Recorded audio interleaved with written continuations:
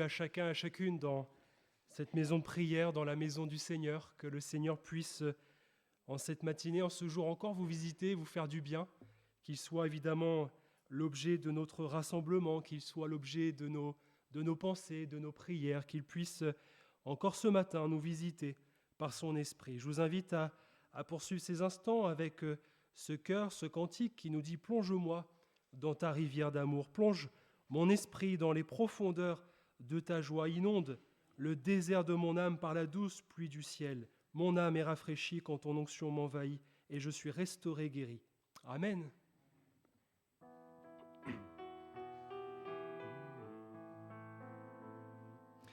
Plonge-moi dans ta rivière d'amour,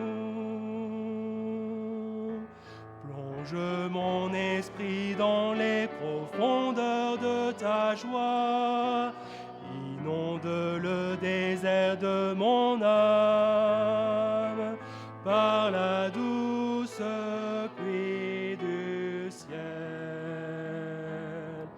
Mon âme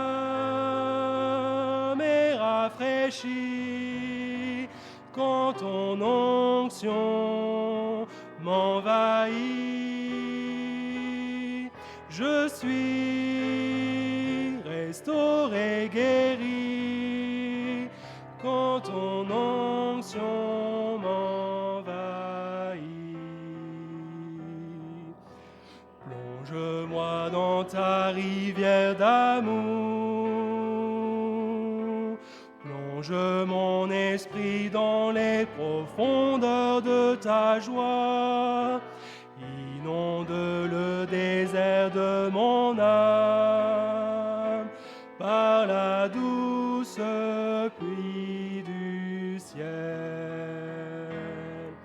Mon âme est rafraîchie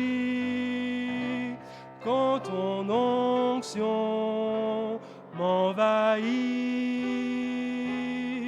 Je suis restauré, guéri quand ton onction m'envahit. Alléluia. C'est ce que nous voulons encore ce matin, que le Seigneur nous envahisse, que le Seigneur nous remplisse de lui, parce que c'est lui la source de toute bénédiction, c'est lui la source de notre salut, la source de notre joie. Et ce matin, nous sommes là pour lui dire merci, pour lui dire merci de nous avoir sauvés, merci de nous avoir rachetés. Nous sommes là aussi pour contempler son œuvre. Les cieux proclament la gloire du ressuscité. Rien n'est égal à la beauté du Seigneur. À jamais, il sera l'agneau sur le trône. Et ce matin, ensemble, nous fléchissons le genou pour l'adorer lui seul. Amen.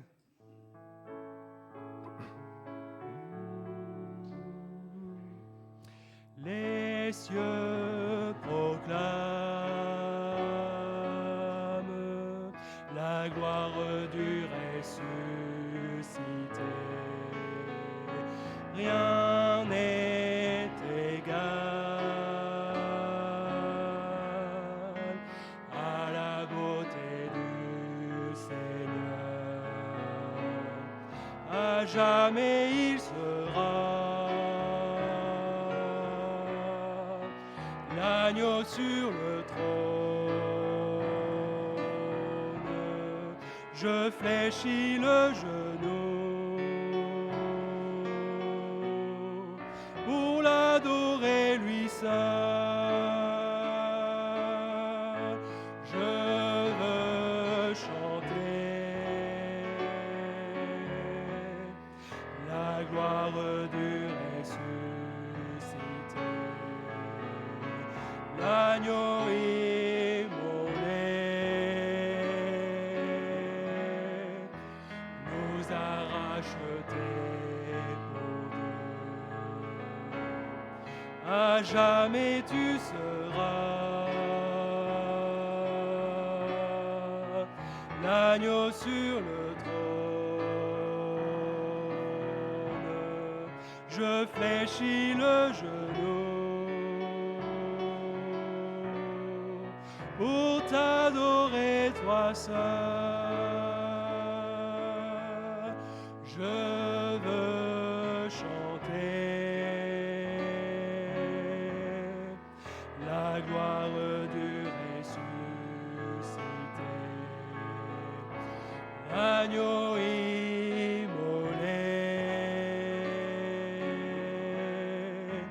nous a rachetés pour Dieu. À jamais tu seras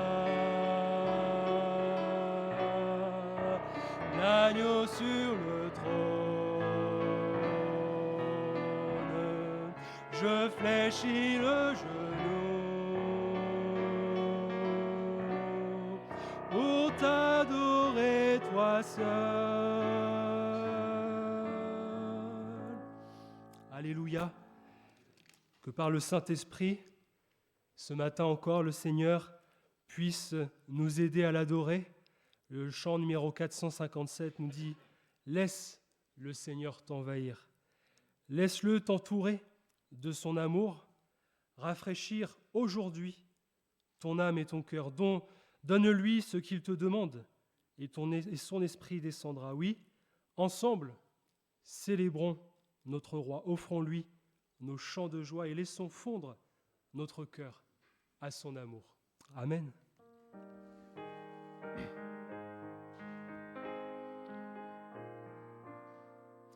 Oh, laisse le Seigneur t'envahir, t'entourer de son amour, rafraîchir aujourd'hui ton âme et ton cœur. Donne-lui ce qu'il te demande et son esprit descendra. Une vie nouvelle il te donnera.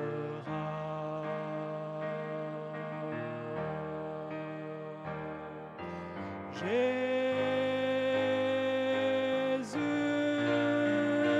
oh Jésus,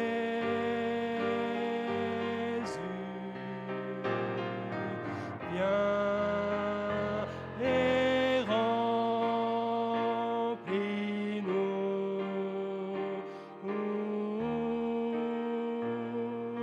Jésus, oh Jésus,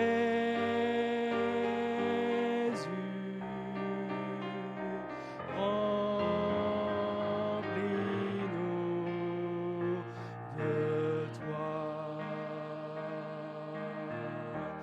Ensemble, célébrons notre roi, offrons-lui nos chants de joie, laissons fondre notre cœur à son amour.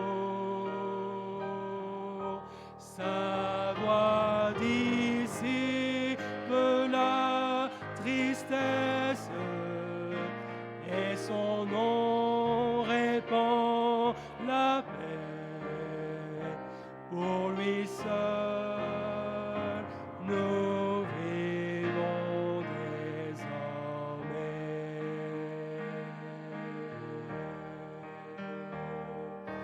Jésus,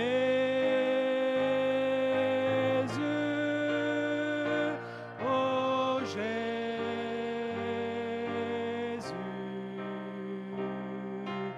viens et remplis-nous.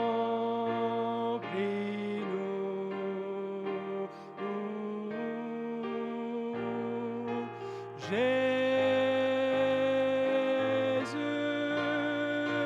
oh Jésus,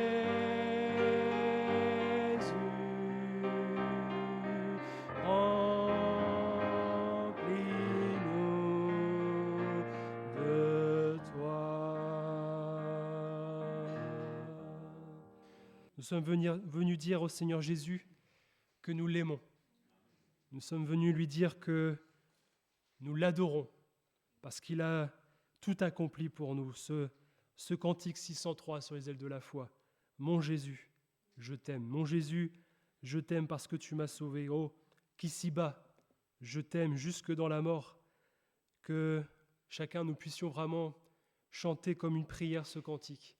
Que le Seigneur puisse recevoir encore une fois ses actions de grâce et louanges au travers de ce chant parce qu'il est l'objet de notre rassemblement. Notre but dans la vie aussi, c'est de tout faire pour que Jésus soit honoré, c'est de tout faire pour que Jésus soit exalté, que ce matin encore, nous puissions vraiment apporter notre reconnaissance au Seigneur Jésus.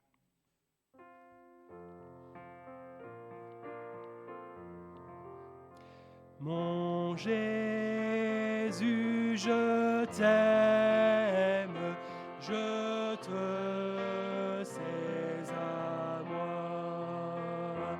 Oh, quel charme extrême me retient à toi. Les plaisirs du monde ne m'attirent plus. Ton amour m'inonde, je t'aime, oh Jésus. Mon Jésus, je t'aime, car tu m'as sauvé. En t'offrant toi-même, ton sang m'a lavé. Sur la croix bénie, pour moi tu mourus. Ta mort est ma vie, je t'aime, oh Jésus. Ici-bas je t'aime jusque dans la mort. À l'heure suprême du dernier effort, ma voix expirante ne s'entendra plus. Sachez que je chante, je t'aime, oh Jésus. Je verrai ta face, quel ravissement. Je louerai ta grâce éternellement et dirai sans cesse avec les élus l'hymne d'allégresse. Je t'aime, oh Jésus. Amen. Et ce jour vient où nous verrons la face du Seigneur, où nous serons avec lui pour l'éternité. Frères et sœurs, nous le savons. C'est notre espérance, c'est notre assurance, c'est de savoir qu'un jour, bientôt, nous serons avec lui pour l'éternité. Avant de partager le repas du Seigneur, j'aimerais qu'on puisse chanter ensemble le numéro 611. Viens m'apprendre à t'aimer. Parce qu'on ne peut pas chanter « Mon Jésus, je t'aime » en sachant que notre amour n'est pas encore assez parfait pour lui. Lui, il a donné sa vie pour nous. Nous devons en retour donner aussi notre vie pour lui, mais aussi pour ceux qui lui appartiennent. Et le Seigneur Jésus doit nous apprendre chaque jour à l'aimer. Chaque jour, il doit nous apprendre à l'adorer parce que son désir, comme le nôtre, normalement, ça doit aussi de pouvoir l'adorer comme on l'adore au ciel. Parce qu'au ciel, nous serons avec lui pour l'éternité. Nous verrons sa beauté suprême. Que le Seigneur, ce matin, puisse nous aider, nous exhorter encore à l'aimer davantage.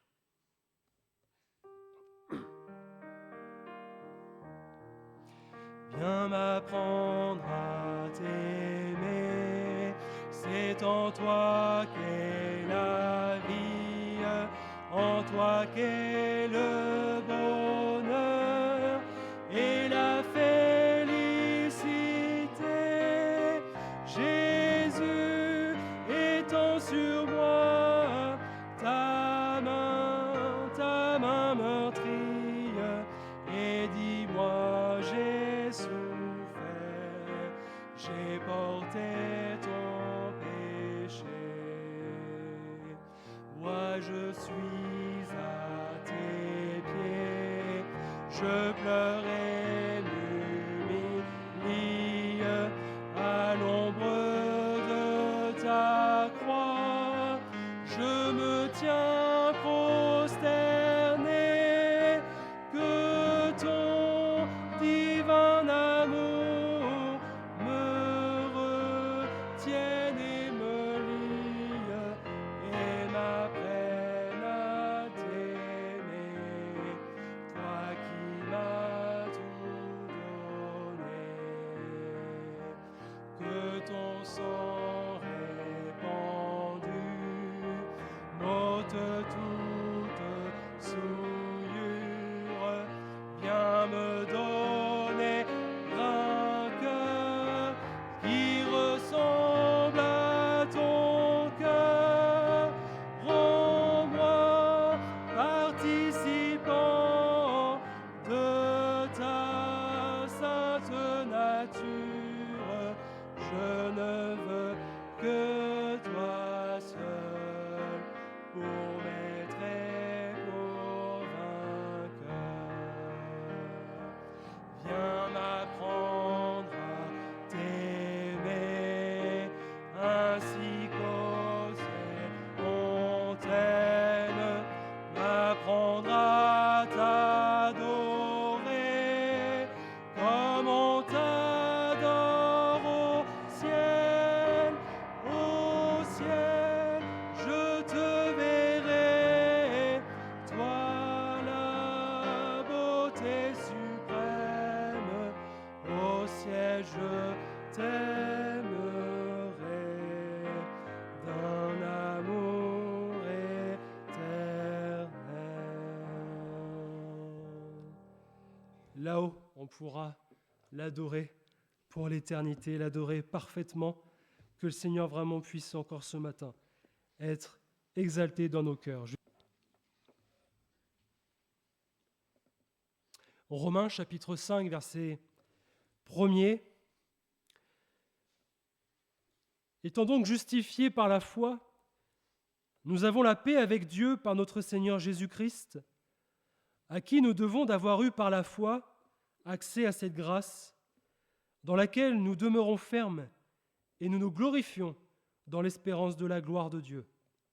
Bien plus, nous nous glorifions même des afflictions, sachant que l'affliction produit la persévérance la victoire dans l'épreuve, et cette victoire l'espérance. Or, l'espérance ne trompe point, parce que l'amour de Dieu est répandu dans nos cœurs par le Saint-Esprit qui nous a été donné. Car lorsque nous étions encore sans force, Christ, au temps marqué, est mort pour des impies. À peine mourrait-on pour un juste, quelqu'un peut-être mourrait pour un homme de bien. Mais Dieu prouve son amour envers nous, en ce que, lorsque nous étions encore des pécheurs, Christ est mort pour nous. À plus forte raison donc, maintenant que nous sommes justifiés par son sang, serons-nous sauvés par lui de la colère. Car si, lorsque nous étions ennemis, nous avons été réconciliés avec Dieu par la mort de son Fils, à plus forte raison, étant réconciliés, serons-nous sauvés par sa vie. Et non seulement cela, mais encore nous nous glorifions en Dieu par notre Seigneur Jésus-Christ, par qui maintenant nous avons obtenu la réconciliation. Amen. Amen. Et puis dans Marc, au chapitre 14 et au verset 22, ce que le Seigneur Jésus nous a laissé comme enseignement sur la Sainte Seine, Marc chapitre 14, verset 22. Pendant qu'il mangeait, Jésus prit du pain, et après avoir rendu grâce, il le rompit et le leur donna en disant, « Prenez ceci est mon corps. » Il prit ensuite une coupe, et après avoir rendu grâce, il la leur donna, et ils en burent tous. Et il leur dit, « Ceci est mon sang, le sang de l'alliance qui est répandu pour beaucoup. Je vous le dis en vérité, je ne boirai plus jamais du fruit de la vigne, jusqu'au jour où je le boirai nouveau dans le royaume de Dieu. » Après avoir chanté les cantiques, ils se rendirent à la montagne des Oliviers. Amen. Et nous savons que c'est là, dans le jardin de Gethsémanée, que le Seigneur Jésus a prié que cette coupe s'éloigne de lui, mais toutefois non pas selon sa volonté, mais selon celle du Père. Et frères et sœurs, que ce temps de partage autour de la Sainte Seine puisse être pour chacun de nous l'occasion, non seulement de remercier le Seigneur pour ce qu'il a fait, mais de considérer combien nous avons une grâce infinie de pouvoir ce matin encore l'adorer et lui dire que nous l'aimons. Je vous invite, frères et sœurs, à ouvrir la parole dans l'Ecclésiaste au chapitre 7 et au verset 16. Ecclésiaste chapitre 7, verset 16.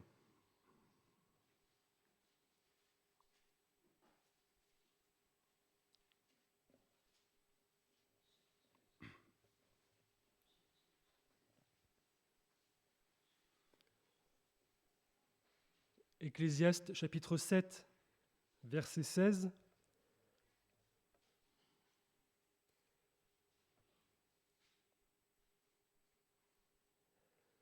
Ne sois pas juste à l'excès et ne te montre pas trop sage. Pourquoi te détruirais-tu? Ne sois pas méchant à l'excès et ne sois pas insensé. Pourquoi mourrais-tu avant ton temps? Il est bon que tu retiennes ceci et que tu ne négliges point cela, car celui qui craint Dieu échappe à toutes ces choses. La sagesse rend le sage plus fort que 10 chefs qui sont dans une ville. Non, il n'y a sur la terre point d'homme juste qui fasse le bien et qui ne pêche jamais. Ne fais donc pas attention à toutes les paroles qu'on dit, de peur que tu n'entendes ton serviteur te maudire, car ton cœur a bien senti des fois que tu as toi-même maudit les autres. Amen. Ne sois pas juste à l'excès et ne te montre pas trop sage. Pourquoi te détruirais-tu? Je n'ai pas voulu extraire ce verset de son contexte, voilà pourquoi nous avons lu les versets qui suivaient, mais retenons ce matin, frères et sœurs, qu'il y a dans la parole de Dieu une notion qui n'est jamais clairement évoquée, qui est l'équilibre spirituel. Mais ce n'est pas parce que le mot équilibre n'apparaît pas dans la parole de Dieu, et je dis bien dans toute la parole de Dieu, que cette notion, ce concept, n'existe pas aux yeux de Dieu. Nous l'avons lu, bien au contraire, la notion d'équilibre spirituel, c'est une notion qui est présente au travers finalement d'autres mots que la Bible emploie. Et nous pouvons parfois y lire le terme de mesure, le terme de poids, le terme de discernement et le terme de sobriété. Et finalement, au travers de ces termes, eh bien, vous avez la notion d'équilibre spirituel qui est annoncée dans la parole de Dieu. Et bien sûr, ça demande à chacun de nous de plonger nos regards dans cette parole pour que, eh bien, au travers de ces versets que nous pourrions retenir, eh bien, le Seigneur nous éclaire, nous aide à saisir justement cet équilibre spirituel. Ne sois pas juste à l'excès et ne te montre pas trop sage. Autrement dit, sois au milieu. Alors je ne veux pas faire un message, mais évitez les extrêmes. Évitez les excès. Quand on est chrétien, on cherche l'équilibre. Et il n'y a rien de politique dans tout ça. Laissons la politique aux hommes. De toute façon, c'est le Seigneur qui dirige tout. Mais dans la vie spirituelle, le chrétien est amené, la chrétienne est amenée à grandir, à marcher de mieux en mieux avec équilibre. Et la notion d'équilibre, c'est quelque chose qui se place au centre, et je l'ai dit, qui évite les extrêmes, les excès. Donc, ne sois pas trop juste à tes yeux, n'aie pas trop d'excès d'un côté, mais n'aie pas trop d'excès de l'autre. Ne sois pas trop sage. Vous allez me dire, mais la sagesse pourtant c'est aussi une notion biblique, la parole de Dieu en parle. Dans l'Ecclésiaste, Salomon lui-même a reçu du Seigneur cette sagesse que personne d'autre n'a reçue. Et on sait que Salomon a passé sa vie à méditer, il a passé sa vie à réfléchir sur cette notion de sagesse et cette notion aussi de folie. Vous relirez, s'il le faut, les Proverbes, vous relirez l'Ecclésiaste, et il le dit, voilà, j'ai passé mon temps. Il y a un temps où j'ai médité sur la sagesse, j'ai appliqué mon cœur à ces choses, etc. J'ai appliqué mon cœur à la folie. Et quelle est la moralité? Quelle est la finalité? Quelle est la leçon que tire Salomon de ces choses? C'est de dire que tout est vanité. Vanité des vanités. Alors, est-ce que pour autant on peut accepter la folie? Est-ce que pour autant on peut accepter, comme on l'a lu, d'être méchant, mais ne pas être méchant à l'excès? On ne peut pas être méchant quand on est chrétien, quand on est chrétienne. La méchanceté, la colère, l'amertume, c'est la jalousie, ce sont des choses qui doivent disparaître de nos cœurs. Le Seigneur ne veut pas évidemment que nous soyons méchants, il veut que nous soyons gentils. Il faut employer les mots qu'il faut. Peut-être parfois ce sont des mots qu'on pourrait appeler des mots puérils, c'est pour les enfants, mais il est peut-être bon parfois de se souvenir qu'il faut être gentil, il faut ne pas être méchant. C'est simple, mais c'est la parole de Dieu. Donc, lui qui a reçu, Salomon, une grande sagesse de la part de Dieu, il nous dit ce matin, ne sois pas juste à l'excès, c'est-à-dire ne sois pas dans ce côté un peu où tu pourrais laisser tes sentiments, dans ce côté où tu pourrais laisser finalement ton cœur laisser aller aux émotions, etc. Réfléchis à ce que tu fais dans tes réactions. Réfléchis, ne sois pas juste à l'excès et ne sois pas trop sage. C'est-à-dire qu'il y a un moment où on pourrait évidemment, dans la vie chrétienne, se donner certaines règles, certains cadres, et finalement vivre selon ces cadres, selon ces règles. Je vais m'expliquer, mais on pourrait s'imposer des choses, se forcer à ne pas faire, se forcer à faire. Et dans l'équilibre spirituel, le Seigneur nous invite aussi à ne pas être trop sages. Il nous invite à ne pas nous imposer des choses trop au-dessus de notre portée, etc.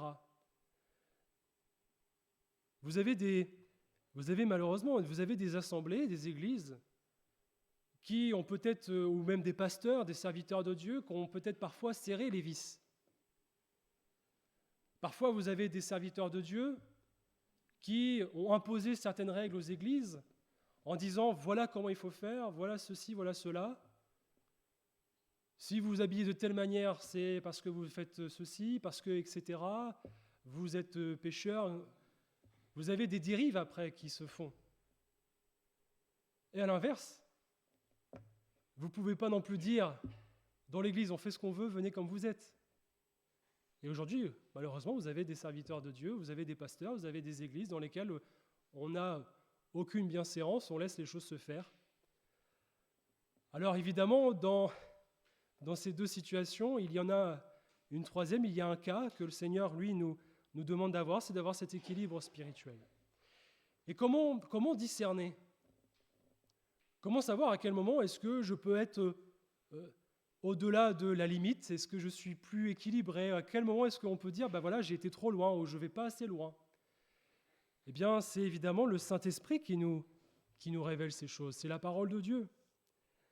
Et nous lisons dans le Proverbe au chapitre 11, verset 1er, « La balance fausse est en horreur à l'Éternel, mais le poids juste lui est agréable. » Donc le Seigneur utilise l'image de la balance pour vraiment qu'on saisisse qu'est-ce qui est bien, qu'est-ce qui n'est pas bien, si je simplifie. Le Seigneur dit, voilà, la balance fausse, c'est cette balance qui finalement elle est truquée, ou alors c'est cette balance qui penche d'un côté plus que de l'autre. Et le Seigneur dit, mais voilà, moi, ce qui m'est agréable, c'est le poids juste. Ce qui m'est agréable, c'est l'équilibre. Ce qui m'est agréable, c'est le fait que nous soyons justes dans notre manière de vivre. Donc, toutes mes pensées, toutes mes actions, toutes mes réactions, elles sont censées être équilibrées. Et on va en convenir ensemble, parce que quand on parle de réaction, on sait très bien comment nous sommes. Parfois, nous réagissons avec excès. Mais ce qu'il faut, c'est le résultat que cela produit. Est-ce que lorsque vous réagissez avec excès, vous vous en rendez compte? Et après coup, vous vous dites, Seigneur, j'ai réagi avec excès. Est-ce qu'après coup, vous vous dites, mais finalement, ma façon de penser, ma façon d'être, ma façon d'agir, là j'ai fait ça, là j'ai fait ceci. Mais Seigneur, finalement, est-ce que j'aurais dû faire comme ça? Et ça, c'est le discernement. Ça, c'est le Seigneur avec le Saint-Esprit qui vous aide, qui nous aide, qui nous dit, voilà, là tu vois, tu as réagi comme ça et tu n'aurais pas dû. Donc le Seigneur ne nous châtie pas, il nous reprend. Il nous dit, voilà, comment est-ce qu'il faut faire. Et finalement, quand on fait cela, on réagit, on se dit, Seigneur, c'est vrai, j'aurais pas dû réagir comme ça, mais montre-moi. Comment j'aurais dû réagir, comment j'aurais dû penser, comment j'aurais dû parler.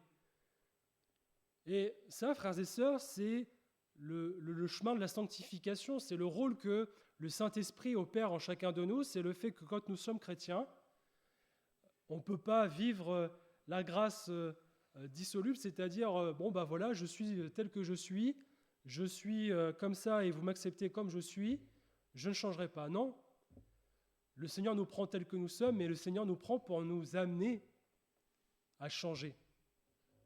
Le Seigneur veut faire cette œuvre en nous, et cette œuvre, elle ne peut se faire que par le Saint-Esprit. Le Seigneur veut évidemment que nous puissions marcher en nouveauté de vie, et la marche, parfois, c'est des chutes, parfois, ce sont des obstacles, et c'est se rendre compte qu'on n'aurait pas dû prendre ce chemin. Mais peu importe, on peut toujours, avec le Seigneur, revenir en arrière, faire demi-tour, et dire, Seigneur, voilà, montre-moi comment je dois réagir. Celui qui incarne l'équilibre spirituel à la perfection, c'est le Seigneur Jésus. Dieu est le seul sage. Il n'y a que Dieu qui connaît la sagesse. Et Jésus, c'est la parole de Dieu qui est incarnée dans la chair. Donc c'est la sagesse incarnée. Tout ce que Jésus a fait, tout ce que Jésus a dit, c'est avec un équilibre spirituel. Donc, nous sommes tous amenés à prendre Jésus pour exemple. Et si, moi je le crois vraiment, si on prend le temps de méditer, de regarder, de lire attentivement toutes les paroles que le Seigneur Jésus a pu prononcer, déjà je pense qu'on a un sujet de méditation pendant quelques jours, quelques semaines, voire quelques mois, mais on va y trouver une profondeur spirituelle.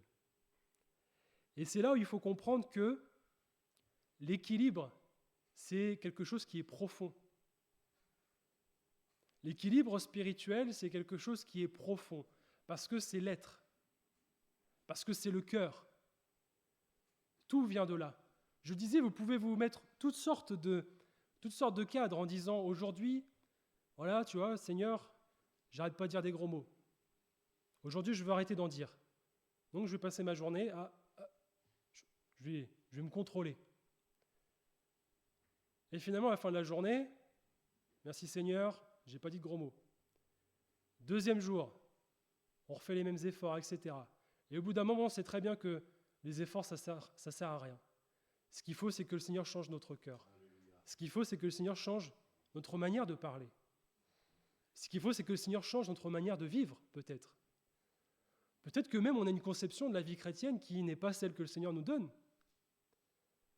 Et là, on parlerait presque de la religiosité, de la religion, de dire, finalement, pour moi, la vie chrétienne, c'est ça. Et moi-même, moi le premier, je veux dire, quand je me suis engagé avec le Seigneur, quand le Seigneur s'est révélé à mon cœur, il y a des choses de la vie chrétienne que j'avais des conceptions de la vie chrétienne qui finalement ont été presque balayées, puisque le Seigneur m'a montré, m'a révélé dans sa parole en disant, mais regarde pas aux autres. Regarde pas aux autres la manière avec laquelle ils vivent. Regarde comment moi je vis. Comment moi j'ai vécu. Comment est-ce que moi je te dis les choses. Comment est-ce qu'il faut que les choses se fassent. Et peut-être c'est ça qu'il faut simplement demander au Seigneur. Seigneur, change-moi la conception que j'ai de la vie chrétienne. Mais pas pour épouser une conception mondaine ou autre, religieuse. Non, pour adopter cette conception qui est celle qui est dans la Bible, celle qui est biblique. Le Seigneur Jésus est vraiment l'équilibre parce que moi j'aime bien, il y a un épisode dans la parole de Dieu, dans les évangiles, et je sais que je le cite assez souvent, mais c'est le moment où bien les Juifs amènent cette femme adultère au Seigneur Jésus. Et là, quand vous regardez ce passage, vous comprenez l'équilibre. Le Seigneur Jésus va dire, voilà, vous m'amenez cette femme, d'accord. C'est vrai, selon la loi de Moïse qui est la loi de Dieu, cette femme, elle doit être condamnée. Donc le Seigneur Jésus va dire que celui qui est sans péché lui jette en premier la pierre. Mais l'équilibre, c'est quoi? C'est la loi, mais c'est la grâce. C'est la grâce. C'est le Seigneur qui dit, alors que celui qui est sans péché lui jette la première pierre. Donc le Seigneur Jésus va dire, voilà, la situation que vous m'amenez, effectivement, je la condamne, puisque c'est la loi. Mais, la sagesse, c'est de dire aussi, vous voulez faire votre justice, mais alors que celui qui est sans péché la fasse. Et le Seigneur Jésus sait très bien qu'en disant cette parole, en prononçant cette parole, il va non pas condamner les autres, mais il va gracier cette femme. La grâce. Et il va dire à cette femme, va et ne pêche plus. Vous voyez, avec cet épisode, avec ce passage, vous comprenez, on caresse un peu la notion d'équilibre spirituel. Le Seigneur qui dit, voilà comment c'est, mais voilà comment il faut aussi agir, voilà comment il faut réagir. Et quand on regarde ce que le Seigneur Jésus était, le Seigneur Jésus n'avait aucun excès. Aucun. Vous allez me dire, je ne comprends pas, pourtant il y a un moment, il a pris le fouet et il a chassé les vendeurs du temple. Quand il a fait ça pour quelle raison? Quelle a été la réflexion des disciples après? Le zèle de ta maison me dévore. Et là, ils se sont souvenus, ils ont dit, mais au fait, c'est le Seigneur Jésus agit comme ça parce qu'au fait, il a du zèle pour la maison de Dieu, il a du zèle pour la maison de prière. Donc, ce n'est pas avec excès. Parce que le Seigneur Jésus a pris le temps aussi de faire le fouet. Si on lit attentivement la parole de Dieu, il a pris le temps, il est venu la veille, il a regardé ce qui s'est passé, il est rentré, il a pris les cordes, il a fait un fouet, il a dit maintenant je vais accomplir ce pourquoi je suis venu. Réagir avec excès, c'est instantané. La colère, c'est instantané. La jalousie, c'est instantané. Toutes les œuvres de la chair, c'est instantané. Mais lui, le Seigneur Jésus, là, il a pris le temps. Donc ce n'est pas une colère sainte. Ce n'est pas une sainte colère. Il a mis en application le zèle qu'il avait pour la maison de Dieu, en disant, voilà, je suis venu pour rectifier, pour régler les choses. En tout cas pour la maison de prière. Donc, nous, on comprend par là qu'on ne doit jamais réagir avec excès, d'un sens comme de l'autre. On doit toujours chercher finalement à avoir cette réaction spirituelle. Et ça, frères et sœurs, c'est le discernement. On va prendre un autre exemple, toujours dans le Nouveau Testament. Vous avez Jean et Jacques qui se retrouvent dans un bourg, un village de Samarie. Et alors qu'ils sont en train de demander d'avoir un logement pour le Seigneur Jésus, personne ne veut les recevoir. La réaction de Jean et de Jacques, là vous allez dire, c'est de dire, Seigneur, veux-tu que nous commandions que le feu descende du ciel et les consume. Luc chapitre 9, verset 54. Donc là, on a envie de dire que la réaction des disciples est justifiée en disant, ils cherchent un logement pour le Seigneur Jésus, enfin c'est le Seigneur Jésus quand même. Pour eux, ils savent, ils disent, c'est pas rien. Ils sont dans un village, les Samaritains, et on sait que les Juifs et les Samaritains ne s'entendent pas du tout, ce sont des ennemis à l'époque. Et ils sont là, presque comme s'ils étaient un peu fiers, j'imagine, en disant, mais Seigneur, veux-tu que nous commandions le feu du ciel qui les consume, etc. Quelle a été la réponse du Seigneur Jésus? Vous ne savez de quel esprit vous êtes animés. Parfois, je vais réagir en disant, Seigneur, je vais faire ça, je vais faire ci. C'est comme ça qu'on doit parler. C'est comme ça qu'on doit agir. Puis je vais leur montrer. Le Seigneur dit non. Parce qu'en faisant ça, c'est pas un esprit, c'est pas le Saint-Esprit qui agit, c'est un autre esprit qui est derrière tout ça. Prenons garde à nos réactions. Même si elles sont justifiées en disant « mais je m'appuie sur des choses qui sont spirituelles », non. Prenons garde à nos réactions. Quel est l'esprit derrière qui nous anime? Qu'est-ce qui m'anime à réagir ainsi? Oui, les disciples ont réagi sous le coup de la colère. Ils ont réagi par manque de sagesse. Et là, le Seigneur Jésus, il montre aussi le discernement. En disant, mais moi, je vous dis, je sais pourquoi vous réagissez comme ça. C'est parce qu'au fait, derrière, il y a un autre esprit qui vous anime. Et je tiens à rappeler qu'à ce moment-là, le Saint-Esprit n'était pas encore envoyé. Donc, il n'était pas rempli du Saint-Esprit. Il ne pouvait être que saisi par le Saint-Esprit. Donc, l'exercice de l'équilibre, ça passe par le discernement. Celui qui est le plus à même à discerner les esprits, c'est le Saint-Esprit. Puisque l'Esprit Saint, il sonde de tout, il est Dieu, il connaît l'Esprit de Dieu, il connaît aussi l'Esprit de l'homme. Donc celui qui est le plus à même de discerner, de comprendre, de nous révéler quels sont les esprits qu'il y a derrière certaines choses et certaines réactions, c'est évidemment le Saint-Esprit. C'est pour cela aussi que c'est un don de l'Esprit, le discernement.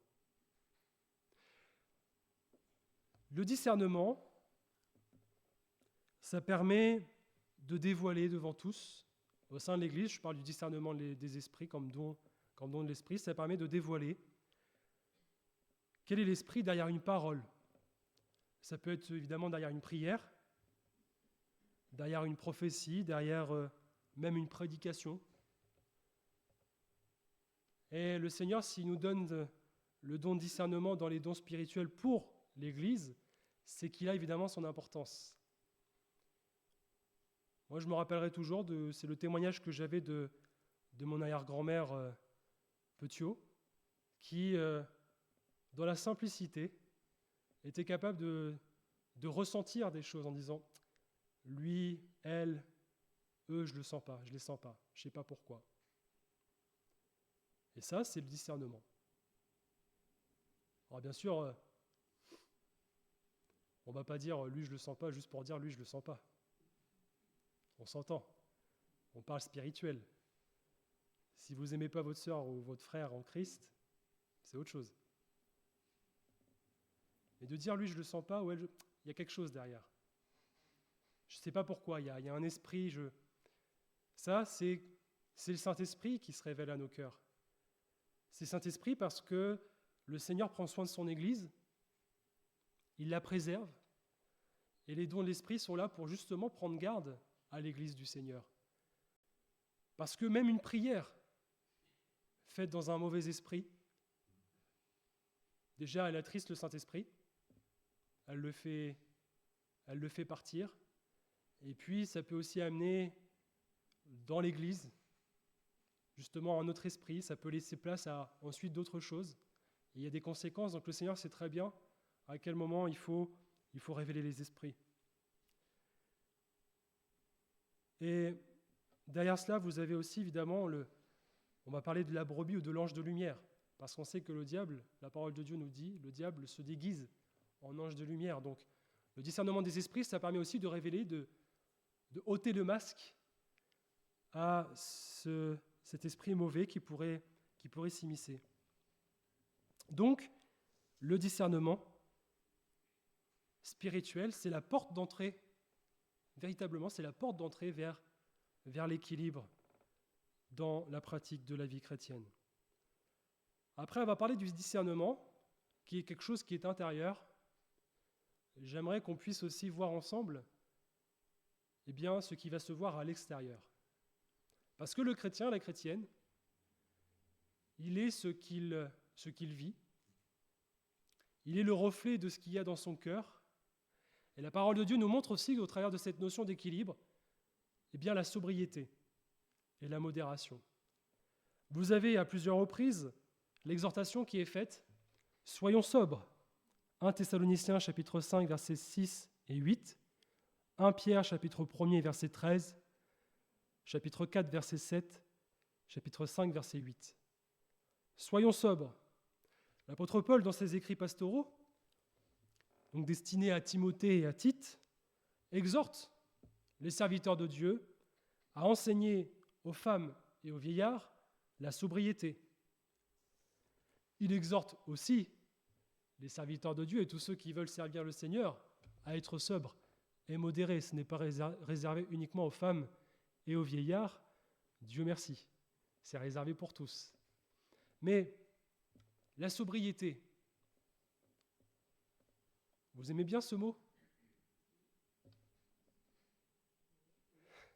Vraiment ? La sobriété, c'est quoi ? Ça consiste, dans un premier sens, à s'abstenir de l'excès ou des excès de l'alcool. Amen. Oui, le chrétien est sobre. La chrétienne est sobre. L'alcool n'est pas un péché. L'alcool peut être évidemment une addiction. L'alcool, c'est quelque chose qui fait des ravages et c'est pas moi qui le dis, c'est la médecine. Et donc, il faut évidemment prendre l'alcool avec modération, avec sobriété. J'aimerais ce matin, c'est vraiment ce que le Seigneur a mis sur mon cœur, qu'au travers de ça, au travers de cette notion de sobriété, on comprenne quel est justement l'impact et les conséquences d'une vie équilibrée ou pas dans ce domaine. Je l'ai dit, prendre de l'alcool n'est pas un péché. Boire un verre d'alcool, un verre de vin n'est pas un péché. Maintenant, en boire 5, 6 verres et autres, en faire des excès, ça, oui. Évidemment, le Seigneur condamne ces excès, dans le manger et dans le boire. Maintenant, je sais que de boire de l'alcool n'est pas un péché. Je bois l'alcool de manière vraiment exceptionnelle, peut-être dans des repas de famille, peut-être dans des occasions particulières, mais je m'affiche. Vous savez, frères et sœurs, les réseaux sociaux, certains, et c'est dans le monde, ils disent que ce sont les nouveaux cafés, ce sont des cafés virtuels. Donc moi, si je prends cette expression en disant qu'un réseau social, c'est un café virtuel, est-ce qu'aujourd'hui, vous seriez du genre à aller sur une terrasse de café dans Ponto de Mer, à prendre votre verre à la main et à dire « je bois de l'alcool » ? Est-ce que vous feriez ça ? Je ne crois pas. Bon. Vous faites ça sur un réseau social, vous faites la même chose. Tout le monde voit. C'est pas mal de boire l'alcool.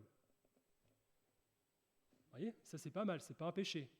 Mais quel est l'impact derrière ? Si je montre ces choses, si je suis là à me montrer en disant voilà, je bois ça, je bois ceci, etc. Ceux qui me voient, ceux qui me regardent, après, ils se disent quoi ? Ils peuvent avoir une pensée en disant lui, de toute façon, ou elle fait que de boire. Ensuite, vous avez des personnes, vous allez avoir des inconvertis en disant ah bon, tel chrétien, telle chrétienne, telle personne, elle est dans ton église ? Bah oui, pourquoi ? Qu'est-ce qui se passe ? Je ne sais pas, quand je vois moi ce qui se passe sur sa vie, sur son réseau social, etc. Il faut comprendre, frères et sœurs, que la vie, l'équilibre spirituel, c'est le Seigneur ne nous interdit pas des choses, mais le Seigneur nous demande aussi d'être prudents dans la manière avec laquelle nous faisons les choses. Parce que notre manière de vivre, elle reflète non seulement ce que nous sommes, mais elle reflète aussi ce qu'est l'Église. Et je le disais aux jeunes il n'y a pas longtemps, je disais tout ce qu'on va faire, et même, et je disais l'exemple sur la route en conduisant, si vous êtes du genre à conduire n'importe comment, à avoir un mauvais comportement au volant, si vous vous retrouvez à l'église et si vous invitez quelqu'un en disant viens à l'église et qu'il retrouve cette même personne, il va dire au fait, dans cette église, on peut se permettre certaines choses. Et même si vous allez avoir le pasteur ou le serviteur ou le prédicateur qui va dire un chrétien ne fait pas ci, un chrétien ne fait pas ça, etc., on va dire je ne comprends pas, parce que moi je vois une telle qui fait ça. La sobriété, évidemment, ça parle d'alcool, mais on peut aussi parler d'autre chose. La danse. Moi, j'aimerais simplement, dites-moi, est-ce que dans la Bible, dans le Nouveau Testament, vous voyez Jésus danser? Est-ce qu'il y a un exemple dans la parole de Dieu où Jésus danse? Non. La seule danse qui est fait mention dans le Nouveau Testament, c'est celle qui a été faite devant Hérode et qui a amené l'assassinat de Jean-Baptiste.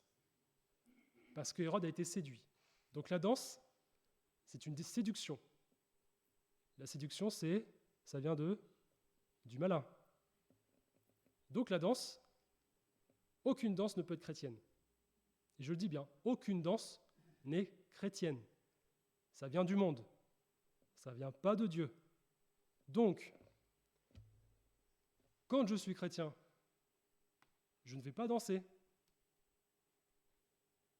Alors bien sûr, nous aussi, on sait, on ne danse pas dans l'église. Parce que ceux qui disent que c'est le Saint-Esprit, on n'a pas le même esprit. Moi, quand je regarde la parole de Dieu et je regarde le Saint-Esprit, les conséquences du Saint-Esprit dans la vie des chrétiens, des chrétiennes, ils ne sont pas amenés à danser. Ceux qui dansent, c'est dans l'Ancien Testament, c'est David, et ce n'est pas saisi par le Saint-Esprit. Le Saint-Esprit nous amène non pas à danser, à exulter, à avoir une joie au point de sauter, etc. Non, le Saint-Esprit nous amène dans l'adoration, il nous amène dans la prosternation. C'est tout. Et ceux qui vous disent le contraire, c'est parce qu'on n'a pas le même Saint-Esprit. C'est tout. Parce que moi, je regarde ce qui est biblique. Et même les chants. Si vous me dites qu'un chant est spirituel et que ce chant, il vous amène non pas à adorer, non pas à prier, non pas à penser au ciel et à remercier le Seigneur, etc., mais s'il vous amène, et je vais dire les mots, à vous exciter sur votre chaise ou autre, c'est pas le Saint-Esprit. C'est pas un cantique spirituel. Enfin oui, spirituel, mais c'est pas le même esprit. C'est l'esprit du monde, c'est l'esprit même peut-être diabolique. Ça, faut comprendre, faut le saisir. Donc la danse, quand je suis chrétien, je ne danse pas. Et je ne m'affiche pas en train de danser. Je ne m'affiche pas en train de danser, parce que si les autres me voient en train de danser, ils vont se dire, puisque tu es chrétien et que tu danses, je peux le faire. Ah, j'avais pas pensé ça comme ça. Mais pourtant, c'est ça la vie chrétienne. On doit être comme le Seigneur. Et encore une fois, je ne vois pas le Seigneur Jésus danser. Comme, pareillement, on ne voit pas forcément le Seigneur Jésus boire de l'alcool, manger à excès, etc. Non. Le Seigneur était sobre, le Seigneur était modéré. Alors, je ne dis pas, encore une fois, si on l'a fait, etc., ça peut arriver. Je vais prendre des exemples. Tout bête, je ne sais pas, vous faites même un sport, etc. On le fait avec les jeunes parfois. On va se faire exulter, etc., exulter de joie. Ce n'est pas parce que vous exultez de joie que vous êtes pécheur, etc. Non, soyons justement équilibrés.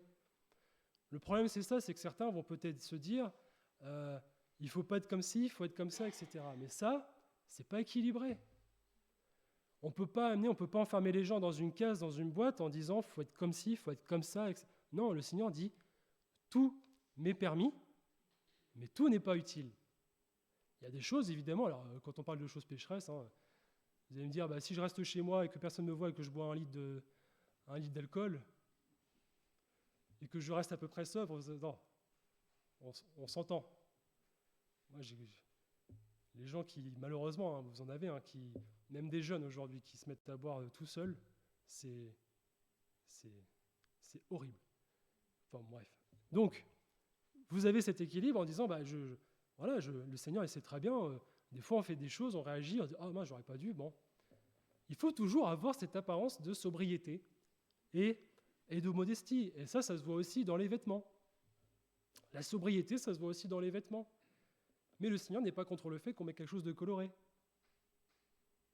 D'accord ? Vous pouvez venir en jaune pétant, mais bon, il faut quand même que tout le monde soit en jaune pétant. Il ne faut pas qu'on nous repère, il ne faut pas qu'on nous remarque. Mais le Seigneur n'est pas contre les couleurs. D'accord ? C'est lui qui les a créées. Mais il y a un équilibre, il y a une bienséance. Il y a des endroits, il y a des lieux pour faire ces choses. Il y a un temps pour tout. La parole de Dieu nous dit, il y a un temps pour pleurer, il y a un temps pour rire. Il y a un temps pour parler, il y a un temps pour se taire. Et donc finalement, on doit apprendre à vivre en appliquant ces choses, en appliquant ces enseignements, en disant, peut-être qu'à ce moment-là, effectivement, il ne faut pas se mettre à rire. Je pense que ce serait malséant de rire pendant une inhumation. Je pense que ce serait malséant de pleurer pendant un mariage. Ce sont des choses que le Seigneur nous amène aussi à avoir dans l'équilibre. Et là, c'est le discernement, encore une fois. C'est nous qui devons aussi réfléchir à nos actions et à nos réactions. Alors, il y a aussi être modéré, qui est cette exhortation que l'apôtre Paul a fait notamment aux jeunes gens lorsqu'il écrit à Tite, et puis à l'encontre de ceux qui servent le Seigneur comme dans le diaconat. La modération est une qualité qui est une qualité et un comportement qui consiste finalement à s'éloigner de tout excès. Donc finalement, c'est de rendre moindre quelque chose. Être modéré, c'est éloigner les excès. Et là, frères et sœurs, on va encore une fois en convenir ensemble, ça ne se fait pas du jour au lendemain. Il y a des choses, oui, le Seigneur nous délivre de l'alcool, du tabac, il nous délivre d'autres choses, mais il y a aussi une marche, une progression avec lui. Et des fois, le Seigneur nous invite simplement, au cours de cette marche, à comprendre. Parce que le Seigneur ne nous impose pas les choses. Si vous aimez quelque chose, le Seigneur ne vous retirera jamais cette chose. Ça, on a du mal à percevoir ça. Seigneur, j'aime la cigarette, délivre-moi de la cigarette. Non, mais commence déjà par être dégoûté de la cigarette. Demande au Seigneur de te dégoûter de la cigarette. Seigneur, je fais encore ça. Demande au Seigneur de dire, mais Seigneur, c'est pas normal. Aide-moi à ne plus le faire, à ne plus être comme ça. Et c'est ça la marche avec le Seigneur. C'est ça la vie spirituelle. C'est le Seigneur qui dit, j'ai un cœur qui est bien disposé, qui veut que j'œuvre en lui, je vais œuvrer en lui. C'est un cœur qui veut vraiment changer, c'est quelqu'un qui a vraiment le désir de changer, je vais l'aider à changer. Ça, c'est la part de Dieu, mais il y a la part de l'homme. Notre part, il faut le vouloir. Notre part, c'est de dire, Seigneur, je veux vraiment faire attention, je veux vraiment changer, je veux plus avoir ces réactions. Le chrétien, la chrétienne vit loin des excès, et tout type d'excès. Encore une fois, dans un sens comme dans l'autre. Brider les gens, trop brider les gens, tôt ou tard, ça va casser. Tôt ou tard, ça va exploser. Vous en avez, encore une fois, qui ont voulu diriger, conduire des églises de cette manière-là. Alors, loin de moi le jugement, loin de moi ce jugement, mais on fait le constat après en disant, ils ont agi comme ça, et finalement, quels sont les résultats de l'église ? Vous changez de pasteur, vous changez de manière de faire, et ça explose. Et là, vous vous dites, mais je ne comprends pas, telle personne, elle était comme ci, elle était comme ça, et puis au bout de 3-4 mois à peine, elle se permet ceci, elle se permet cela, et au final, d'ailleurs, est-ce que le cœur était vraiment changé ? Non. Les gens agissaient selon une personne. Mais on va être honnête, nous-mêmes, nous agissons selon les personnes. Ici, à Pont-de-Mer, que ce soit Gilles, Jean-Claude, moi, Joël, en fonction de qui va être sur l'estrade, l'Église ne va pas réagir de la même manière. En fonction de qui est présent ici, on ne réagit pas de la même manière. Donc vous dites, si on est capable déjà, dans les choses, de dire on est capable en fonction des personnes, d'être différent, je ne dis pas que c'est forcément l'explosion, comme je disais, ça part à volo. Non, non. Je vous parle de la manière d'être. On n'est pas pareil. Ça montre bien que vous ne pouvez pas brider les gens, vous ne pouvez pas obliger aux personnes de faire comme ci, de faire comme ça, parce que le jour où vous changez de cadre, le cadre va être plus grand, va être plus petit, etc. Et les gens vont être beaucoup plus libres de faire des choses et ça peut exploser. Bon. Être modéré, ça demande à ce que chacun nous soyons modérés. Et la modération, c'est la conséquence du discernement, c'est la conséquence de la sobriété spirituelle, c'est ce qui se voit après. Je suis modéré dans mes réactions, je suis modéré dans mes actions, je réagis, je parle différemment, etc. Parce que le Seigneur fait son travail en moi. Je fais abstraction de qui est devant moi, peu importe la personne devant moi, je suis ainsi. Et ça, frères et sœurs, c'est ce que le Seigneur veut que nous ayons, c'est l'équilibre. Je ne cherche pas, ça c'est aussi dans l'Église, la bienséance, je ne cherche pas l'excès dans ma louange. Ne confondons pas excitation et inspiration. Ça, c'était M. Euzé qui disait ça. Vous en avez, la louange, ils vont louer le Seigneur et puis ils vont se mettre à partir en louange. Mais ça, frères et sœurs, c'est la bienséance et le Seigneur a dit non, non, ça non plus. Ça, ce genre d'excès dans l'Église, on n'en veut pas non plus. Et bien sûr, dans ma prière, dans tout ce que je fais ici, je dois être, non pas à l'excès, mais équilibré. Et l'équilibre, c'est aussi, je prends conscience que, il y a d'autres personnes avec moi. Je prends conscience qu'on est un ensemble, une unité. Je suis pas tout seul, quoi. Tout simplement. Je dois me contenir. Je dois mettre des limites. Et ça, c'est le Seigneur aussi qui sait comment est-ce que nous devons être. Je vais terminer, je vais conclure, mais Jacques, chapitre 3, verset 2, nous dit « Nous bronchons tous de plusieurs manières », ce qui veut dire que nous avons notre manière de réagir. Si quelqu'un ne bronche point en parole, c'est un homme parfait, capable de tenir tout son corps en bride. Donc, la modération, c'est le témoignage de la perfection. La modération, c'est le témoignage de la perfection. S'irriter, s'énerver, se mettre en colère, ça c'est la chair, ce sont les œuvres de la chair. Mais la modération, c'est les fruits de l'esprit.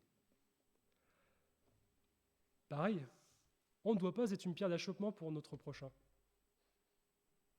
On ne doit pas être une occasion de chute pour celui ou celle qui est à côté de nous, inconverti ou non. Je ne vais pas mettre sur mon frère, sur ma sœur, un fardeau, quelque chose qu'il ne va pas pouvoir porter. L'exemple le plus connu, c'est le boudin noir. Il y a ceux qui ne veulent pas en manger parce que c'est biblique, il y a ceux qui veulent en manger parce que c'est biblique. Chacun mange ce qu'il veut. On ne force personne. J'invite quelqu'un, je sais qu'il n'aime pas le boudin ou parce qu'il veut être biblique. Moi, c'est ma conviction, je respecte ma conviction, je respecte aussi la sienne, tant que c'est pas péché. D'accord ? Je vais aller plus loin. On ne parle plus du boudin. J'ai quelqu'un de ma famille, un converti, qui vit dans l'adultère et qui me demande de dormir chez moi. Je ne veux pas de péché sous mon toit. L'adultère est un péché. L'adultère est un péché. Ouais. Pas d'adultère chez moi. Ça veut dire quoi ? Ça veut dire que le petit copain ou la petite copine de mon enfant, il ne dort pas à la maison. Ça veut dire que même si je suis bien placé pour le savoir, un membre de ma famille proche veut venir chez moi, dormir chez moi avec telle personne, etc. Non. C'est ma conviction. C'est ma conviction. Après, vous avez l'équilibre. Ça ne veut pas dire à la personne, tu ne rentres pas chez moi. Non. On explique. Écoute, voilà, moi, c'est ma conviction. C'est comme ça. Je te demande de le respecter. Je respecte ta vie. C'est ton choix. Mais voilà, chez moi, comment ça se passe. Ça, frères et sœurs, c'est l'équilibre. Je pose mes limites aussi. C'est de dire, voilà, il y a des choses où on ne dépasse pas. Et il y a des choses où, voilà, il faut aussi concilier en disant, voilà, il n'y a pas derrière, c'est pas un péché, il n'y a pas une notion, c'est chacun Chacun a sa conviction aussi, du moment qu'elle est biblique, du moment qu'elle est spirituelle. Mais comprenez, il ne faut pas faire les choses, juste les faire pour les faire. C'est que derrière, il y a vraiment un enseignement, il y a vraiment quelque chose de, je le disais au début, de profondeur spirituelle. Vous pouvez peut-être me trouver dur en disant ça. Moi, c'est ma conviction. Et même l'apôtre Paul disait si, et je ne me compare pas à l'apôtre Paul, mais il disait certains que si vous n'êtes pas d'accord, mais le Seigneur vous éclairera là-dessus. Moi, j'ai reçu du Seigneur ceci, j'ai reçu du Seigneur cela. Maintenant, si vous n'êtes pas d'accord, que le Seigneur vous éclaire, que le Seigneur vous guide, que le Seigneur vous conduise. Mais si moi, ce que j'ai reçu, je sais que ça vient du Seigneur, c'est biblique, je ne laisserai personne remettre en question ces choses. Je le dis, même je le partage, même au début, quand avec Florence, on était fiancés, même mariés, on nous disait, mais ça se trouve, ce n'est pas la volonté de Dieu, etc. Vous pouviez venir me voir en disant, ce n'était pas la volonté de Dieu, je savais vous recevoir, gentiment. Mais parce qu'il y a des convictions. Il y a des choses, il faut avoir des convictions, c'est une profondeur, c'est de dire, voilà, maintenant je me trompe. Il faut aussi être vrai en se trompant. En se disant, c'est vrai, je me suis trompé, c'est vrai. Finalement, j'ai basé cette conviction sur quelque chose qui n'était pas réellement biblique. Mais le Seigneur m'a éclairé, le Seigneur m'a montré. Et maintenant, je ne vais pas aller voir les autres en disant, il faut faire comme ça, hein, parce que toi, tu ne fais pas comme ça. Non, on laisse chacun, dans cette marche avec le Seigneur, avancer, progresser. Donc voilà, frères et sœurs, je sais que parfois, ce n'est pas facile à entendre, mais il faut avoir des convictions spirituelles, et ça appelle de la profondeur. Et l'équilibre, c'est ça. Je ne dis pas que je suis parfait, loin de là, au contraire. J'ai encore beaucoup, beaucoup de choses à apprendre. Je sais que vous êtes meilleurs que moi là-dessus. Mais on n'est pas encore arrivé à la perfection. C'est le Seigneur qui nous le dit, de toute façon, la perfection, ce sera là-haut. Mais il faut tendre à la perfection. Et derrière tout cela, derrière toutes ces notions qu'on a de discernement, de sobriété, de modestie, d'être modéré, c'est l'équilibre spirituel. Et derrière cela, c'est le Seigneur Jésus. Parce que le Seigneur Jésus était comme ça. Je terminerai. Est-ce que le Seigneur Jésus mangeait avec les pécheurs ? Oui. Le Seigneur Jésus partageait des repas avec les gens de mauvaise vie, etc. Mais il ne le faisait pas pour faire la fête. Il le faisait pour être proche d'eux, pour leur montrer qu'il était venu pour eux. C'est ça. Maintenant, on va prendre les exemples, si vous dites que vous ne venez pas à la réunion pour faire tel ou tel repas, vous préférez faire ça, etc., voilà, mais vous comprenez ? Il y a des choses, c'est l'équilibre spirituel. Il y a des choses qu'on ne peut pas se permettre. Il y a des choses, c'est le Seigneur qui nous éclaire, qui nous montre, qui nous révèle, et ça demande du temps. En tout cas, que le Seigneur vous bénisse, que le Seigneur fasse du bien à l'Église, qu'au travers de cette notion, vraiment, nous puissions aller plus loin avec lui. On va prier. Seigneur, je veux te bénir et te rendre grâce pour ta parole. Seigneur, il est vrai, il y a des choses, on ne peut pas tout saisir, mais je te bénis parce que tu nous amènes à les comprendre petit à petit. Et Seigneur, tu n'es pas celui qui braque, tu n'es pas celui qui oblige, tu es celui qui prend dans sa main son enfant et qui l'amène à comprendre, qui va l'éduquer, qui va lui faire apprendre certaines choses dans la douceur et dans l'amour, mais toujours avec fermeté aussi. Seigneur, je te prie de faire du bien à l'Église, à chacun. Nous avons tous besoin de toi. Nous avons tous besoin, Seigneur, d'avoir cet équilibre, Seigneur, spirituel pour ne pas mal réagir, pour ne pas, Seigneur, mal agir. Aide-nous, Seigneur, s'il te plaît, à marcher selon ta volonté, à faire, Seigneur, ta volonté et non pas la nôtre. Que ton nom soit béni, Jésus. Amen.